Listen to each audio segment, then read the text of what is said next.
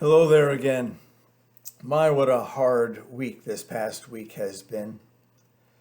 Sometimes things that appear unrelated do, however, have a thematic thread that ties them together. And I'd like to explore that with you just a bit here after Pentecost, the day when the Holy Spirit, that is, the Holy Breath, was given to the church. First is this, wearing a face mask in public and in public places can be a bit of a hassle, and because it can make breathing a little less comfortable. You all know that. And we do it though because one, it's a requirement in this our fine state, and two, because it is a very simple way that we can convey our love for and our desire to help protect our neighbors. So we do it.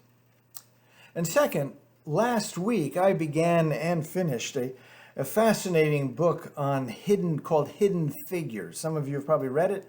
Others of you maybe saw a portion of it that was made into a movie. It's a wonderful history of a group of black female mathematicians who indispensably served our country with uncommon expertise at the highest levels of scientific inquiry during World War II, and then during the Cold War, and then during the rise of commercial air travel in the U.S., and then the rise of NASA and the U.S. entering the space race. And while I was engrossed in the book, SpaceX was launched, which was a wonderful thing at the same time.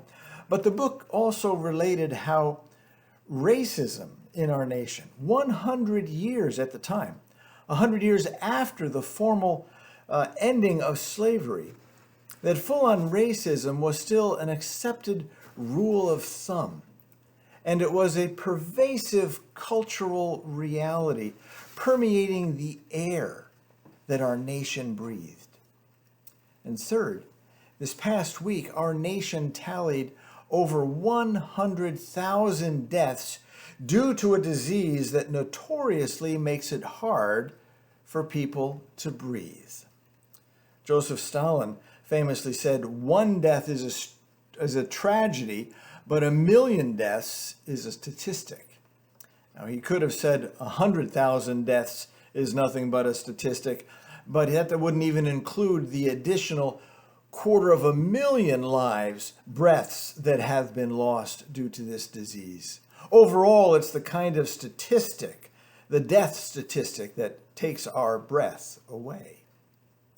And fourth, this past Monday in New York City, a white woman used her breath to fabricate a sense of panic and urgency about her personal safety as she called in a false police report about an African American man who was bird watching. And fifth, later that same day, George Floyd, an unarmed black man, repeatedly pleading, "I can't breathe," was slowly strangled to death by a white policeman who dispassionately kept his knee on George's neck while his last breath was completed. Such things knock the breath out of all of us. Injustice in our nation is suffocating, and systemic racism is choking the breath and life out of American democracy. And so this is a time for lament, and a time to weep over the history of pain in our land, and a time to pray for the breath of God to blow. And that's 6, Pentecost. Sunday was Pentecost, the time when the church remembers the coming of the Holy Spirit, that is, the holy breath.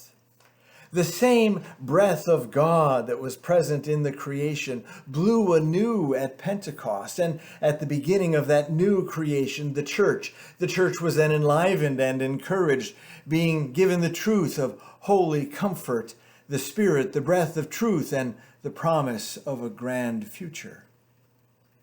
May God's Spirit help us now listen to the words of hurting people in our land as they use their breath to cry to our nation for the elusive justice they seek.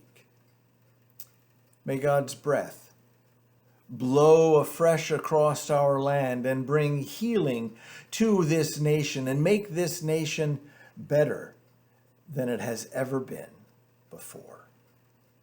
Breathe on us, breath of God.